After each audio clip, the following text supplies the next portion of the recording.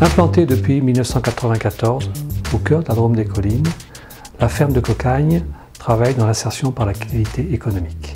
Elle complète depuis octobre 2007 ses activités par une activité de construction de bâtiments écologiques. Ce projet Nouvelle Ferme a vu la mise en place d'une équipe d'insertion qui a déjà réalisé en autoconstruction 3 bâtiments. Le hangar, un bâtiment agricole de 360 m², a été achevé en 2008. Les fondations et les finitions ont été réalisées par cette équipe de 5 personnes et d'un encadrant professionnel du bâtiment. Seule l'ossature a été réalisée par l'entreprise des Charpentiers de la Drôme.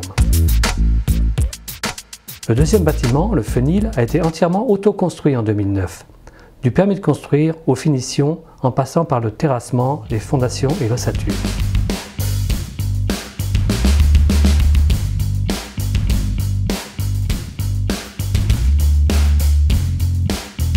Le troisième bâtiment est dédié au bâtiment des chantiers environnement. Il a été construit en 2010 selon les mêmes principes constructifs que les 2 premiers et dans les mêmes conditions.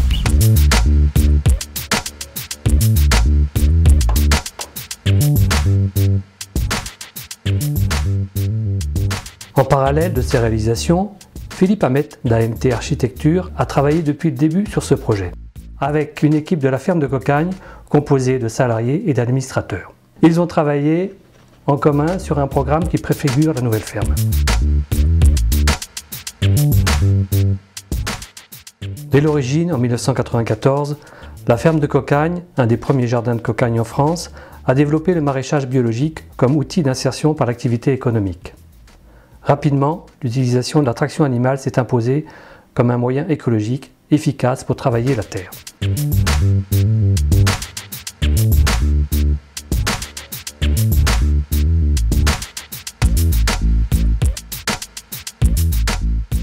Les légumes sont commercialisés sous forme de paniers hebdomadaires. Chaque semaine, 250 familles reçoivent sur un des 20 points de dépôt un panier de légumes bio de saison. Une vente directe est également réalisée tous les vendredis sur notre site.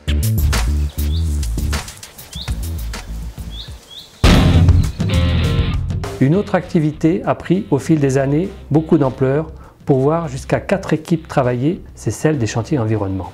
Entretien de l'espace, de sentiers, de plateformes du syndicat des eaux, abattage, débardage en traction animale, plantation d'arbres paillés avec des copeaux.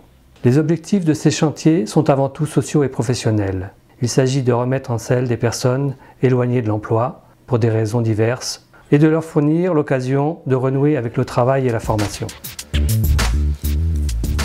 C'est des gens extraordinaires qui n'ont pas forcément à voir avec le travail de la terre ou le travail de l'environnement. Le but du jeu, c'est pas de trouver une orientation par rapport à nos propres activités, c'est de permettre aux personnes de se remettre durant un temps donné dans une dynamique de travail, dans un esprit de groupe, et pour permettre à ces personnes de pouvoir respirer, se ressourcer et pouvoir ensuite réfléchir à leur projet. Une activité d'éducation à l'environnement met en place des jardins dans les écoles, utilise sur place un jardin pédagogique et gère une quarantaine de jardins familiaux et partagés.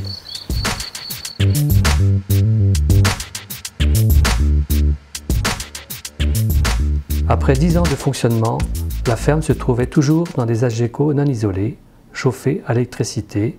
La ferme a décidé de construire des bâtiments qui soient en cohérence avec ses objectifs en termes d'accueil du public et d'environnement. La ferme se doit de se mettre aux normes en ce qui concerne les vestiaires, la cantine, l'assainissement.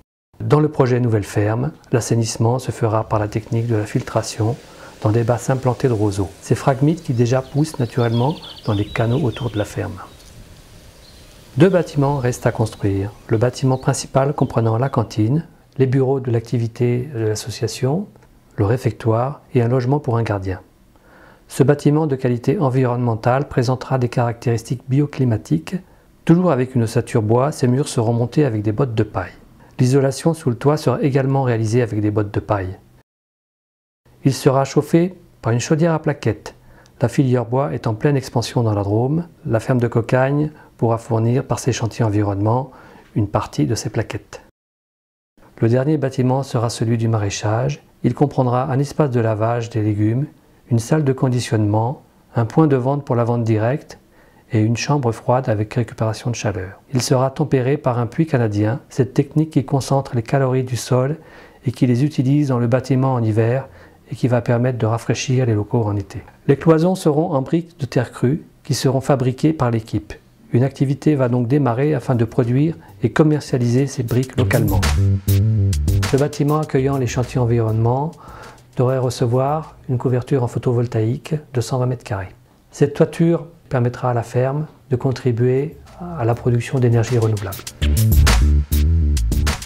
Je suis à la tête d'une équipe de 5 personnes qui viennent de tout horizon, pour lesquels on ne se préoccupe pas trop de ce qu'ils savent faire à l'arrivée, mais surtout de ce qu'ils peuvent faire à la sortie. Ça leur permet après d'accéder éventuellement à des formations diplômantes plus spécifiques en ossature bois ou en charpente, dans le bâtiment, puisque la construction en bois se développe énormément.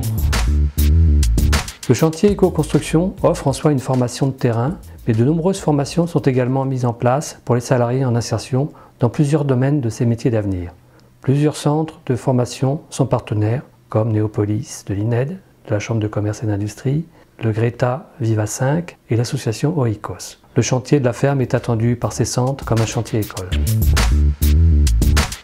Le chantier d'éco-construction est également sollicité par des chantiers extérieurs, construction de cabanons écologiques, de toilettes sèches, et dans l'avenir, cette équipe pourra se mettre à disposition de particuliers ou d'associations qui voudront bâtir écologiquement. Ce chantier d'éco-construction s'insère dans l'éventail déjà très large des activités de la ferme. C'est un projet qui est donc extrêmement fort pour la ferme, c'est le gage de la pérennité. C'est pour ça que nous sollicitons régulièrement votre aide, que vous soyez adhérents, que vous soyez partenaires, que vous soyez financeurs. On a besoin à la fois d'un aspect financier extrêmement important, mais on a besoin aussi d'idées et de soutien pour arriver et mener à fin ce projet.